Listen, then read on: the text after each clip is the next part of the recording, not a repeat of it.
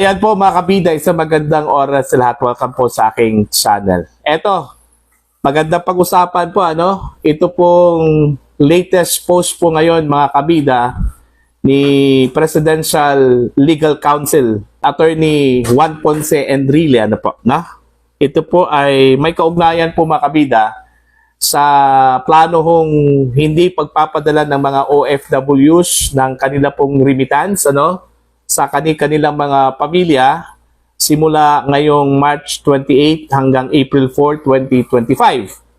Ang rason po nila mga kabida bilang protesta daw ito sa ginawa po ng Marcos administration na ipinagkanulo daw itong si Digong dyan ho sa International Criminal Court. At gusto ho nilang pabalikin po ito sa Pilipinas mga kabida. Alright? Okay, gaya ng sinabi ko po, meron pong latest post po itong si Juan Ponce Enrile, nagbabala po, mga kabida, sa mga political at social leaders, at maging sa mga OFWs, plano hong hindi ho pagpapadala, ng remittance o zero remittance, dito ho sa Pilipinas, mga kabida, Eto, babasahin ko po yung kanya hong babala. Okay? Post po niya 1 hour ago sa kanyang Facebook account. Eto po. This is a humble, unsolicited reminder to our social and political leaders. Whoever advised Filipino OFWs to suspend the remittance of their earnings abroad to the country should think many, many times about the adverse consequences of that advice to our OFWs. As I said before, for every action, there is always a possible counteraction. If such an advice is followed by some OFWs, what will happen? Should Congress, for instance, retaliates and cancel or also suspend the tax privileges of the OFWs that follow the advice. The OFWs are income tax-free on their earnings abroad. They do not pay travel taxes. They do not pay airport fees. They are exempt from the documentary stamp taxes on their remittances. And they are also exempt from filing income tax returns. In addition, they have to have passports to be able to work as OFWs. Congress granted these privileges to them by laws enacted by it. I earnestly suggest to our OFWs to study carefully that advice to them before they get burned by it. Ayon. So yung kanyang post po mga kabida, latest post po ito 1 hour ago sa kanyang Facebook account. Kung babasahin mo yung kanyang post, yung tunada po ng kanyang post po mga kabida, para kung nagbabala po itong si JPE, sa mga tao na nasa likod at nag-udyok dito ho sa mga OFWs po natin, sa magiging consequences po mga kabida. Para bang pinamukha niya dito sa kanyang post na yung binigay at natatamasa pong mga privileges po ng mga OFWs po mga kabida, dahil po yan sa mga mambabatas po natin. Dahil ho sa Congress, dahil ho sa Kongreso yan, Para bang sinasabi po niya, may utang na loob po kayo sa Kongreso, kaya andyan, tinatamasa po ninyo ito pong mga privileges po. Diba? Kung tutuusin po mga kabida, trabaho po yan ng mga mababatas po natin to protect our OFWs. Okay? Kung maaari, ibigay sa kanila yung lahat ng mga privileges, Dahil unang-una po, ang OFWs po natin, sila yung mga bayani po natin, Mga modern heroes.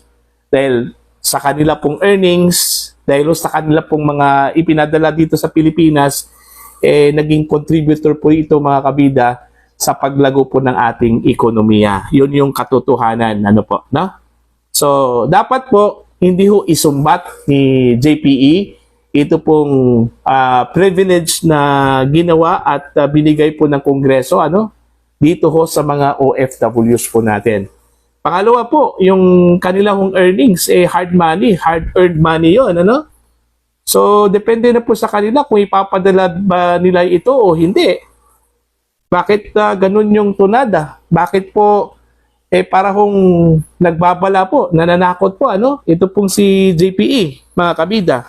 Eto, babasahin po natin ito pong mga comments po dito, reaction po mga kabida mula sa mga netizens, Yung kanya pong post 1 hour ago, nakakuha po mga kabida ng 3,800 reactions, Tapos meron pong 1,500 comments and 486 shares po mga kabida. So, dami po, na mga netizens na nag-comment, nag-react po dito sa kanya hong post.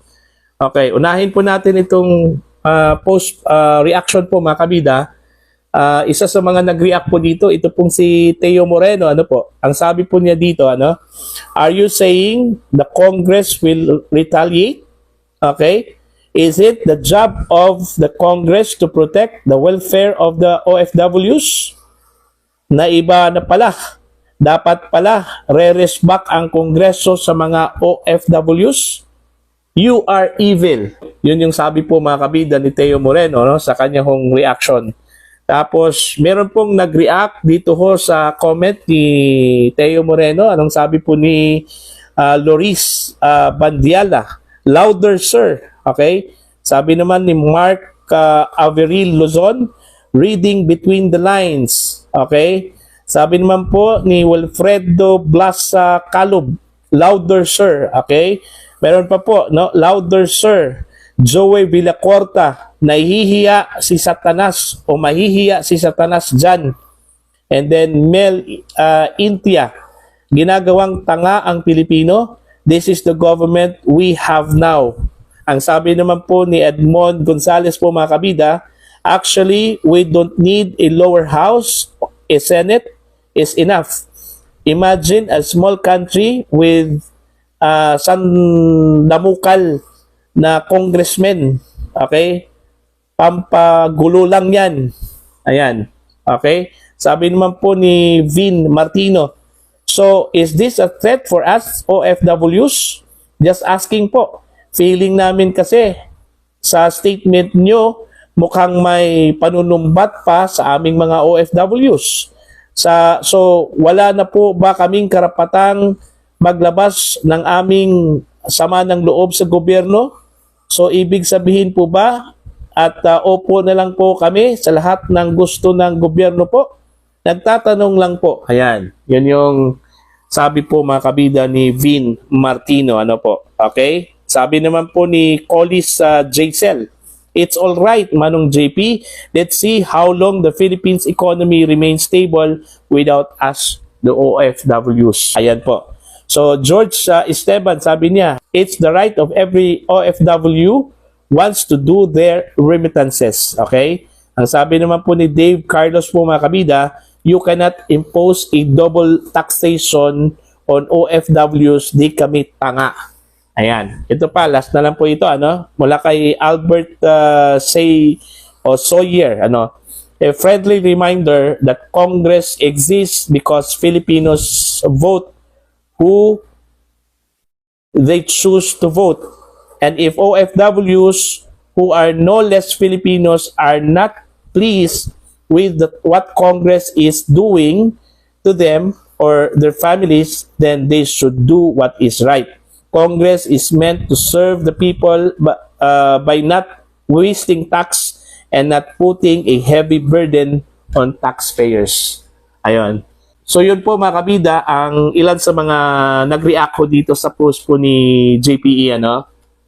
Ang tingin ko nga dito parang nananakot po ito doon ho sa mga OFWs po mga kabida na pag gawin niyo ito, baka mawala lahat yung mga privileges po ninyo, na binigay po ng Kongreso. Parang sinasabi po ni JPE po mga kabida na may utang na loob po itong mga OFWs po sa mga mambabatas po natin. Dahil kung hindi ho dahil sa mga mambabatas po natin, dahil ho sa Kongreso, wala po silang tinasamasa ngayong mga privileges. Okay? Kung tutuusin po mga kabida ang sabi po ni Teo Moreno po kanina sa kanyang comment, hindi dapat isumbat yan kasi unang-una trabaho po yan ng mga kongresista, no? Na proteksyonan po itong mga OFWs po natin, ano? Kung maaari, lahat pong privileges ibigay po natin sa kanila Kasi itong mga OFWs po natin, mga modern heroes po ito, ano? Mantakin nyo mga kabida, magkano ba yung ibinigay po nila na remittances every year? Okay? Laki, di ba? Doon ho lang sa Europe, ano? Noong 2023 po, yung average po na naibigay po nila, no, na remittances po sa Pilipinas, umabot po ng 3.82 billion US dollars po yun, ano? Napakalaki. Hindi pa po kasali doon yung Amerika, okay, yung Australia, Asia, no? At iba po pang mga bansa, no? Kung saan meron po tayong mga OFWs. Okay? They are considered our modern heroes. So, bakit po isumbat po natin sa kanila yung mga privileges po? Dapat magpapasalamat po tayo sa kanila dahil sa kanila, naging contributory po sila mga kabida sa paglago ng ating ekonomiya sa Pilipinas. Siguro takot po yung gobyerno, ano?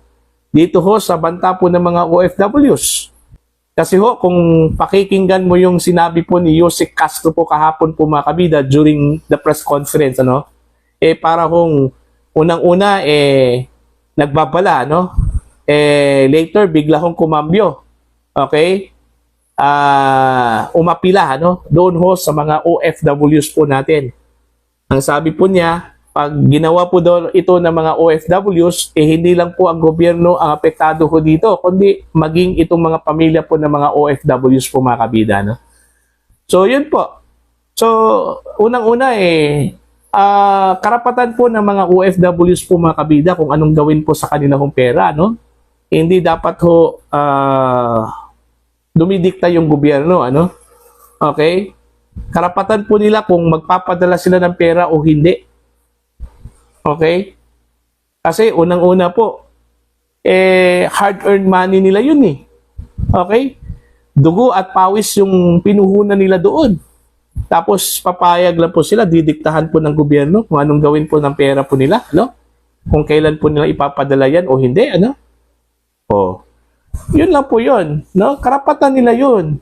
So, dapat hindi isumbat ng JPE yung mga privileges po na natatamasa po ngayon, mga kabida, ng mga OFWs. Dahil sa Kongreso, ang sabi nga niya kung mag-retaliate daw itong Congress, baka daw mawawala yung mga privileges Bakit? May balak palang mag-retaliate itong mga Kongreso po mga kabida kung sakali itutuloy po ng mga OFWs yung kanila plano, ano? Ngayong March 28. Diba? So yun po yung hindi maganda, no? Napaparusahan po ang mga OFWs because they just speak up yung saluubin po nila, no? Na gusto nilang ilabas dahil dito sa ginawa po kay dating Pangulong Rodrigo Roa Duterte. Okay? So mga kabida, ano po ang inyong opinion at comments dito sa post po ni JPE, ano? Laban po dito sa mga political at social leaders at maging dito sa mga OFWs po natin na nagbabalak kung hindi magpapadala ng kanila pong remittance o zero remittance simula ngayong March 28 hanggang April 4, 2025.